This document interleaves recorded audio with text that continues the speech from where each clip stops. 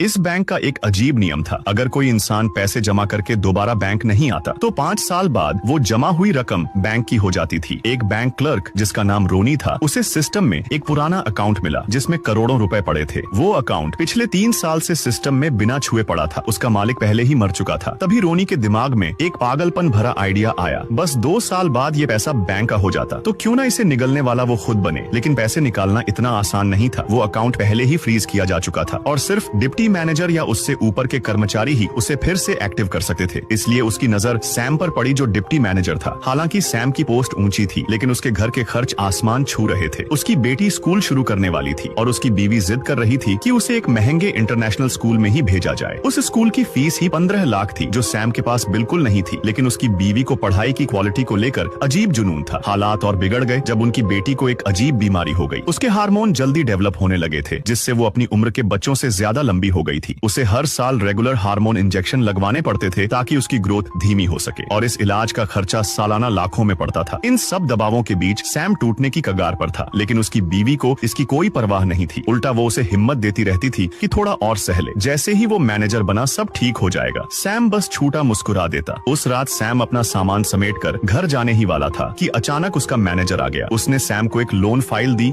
और कहा कि इसे जाने से पहले देख लेना। सैम मना करने की हिम्मत नहीं कर सका। तब मैनेजर ने अपने अकाउंट से लॉगिन किया और ऑफिस से चला गया। फिर उसने मोबाइल उठाया और अपनी बीवी को फोन कर कहा कि उसके बिना डिनर कर ले। जैसे ही सैम ने फोन रखा, रोनी भागता हुआ अंदर आया और सैम की मदद करने की पेशकश की। रोनी ने बातों ही बातों में माहौल बदल दिया और बोला कि सैम बहुत मेहनती है, हमेशा सबसे पहले आता है और सबसे बाद में जाता है। उसने अपनी जिंदगी के 10 साल बैंक को दे दिए, लेकिन बदले में कुछ नहीं पाया। जो मैनेजर की पोस्ट उसकी होनी चाहिए थी, वो किसी सिफारिश वाले को मिल गई। ये सुनकर सैम ने बस मजबूर होकर मुस्कुरा दिया। उसी वक्त रोनी ने मैनेजर के अकाउंट से एक फाइल खोली। बैंक के नए एआई सिस्टम ने सैम को अनक्वालिफाइड रेट किया था। सैम हैरान रह गया। उसे यकीन नहीं हुआ कि सालों की मेहनत के बाद अब उसे बेरहमी से बाहर किया जा रहा है। तभी रोनी ने सही मौका देकर उस पुराने अकाउंट की बात छेड़ दी। आगे की स्टोरी और भी ज्यादा इंटरेस्टिंग है। कमेंट करो, पार्ट 2 वीडियो मिल जाएगी।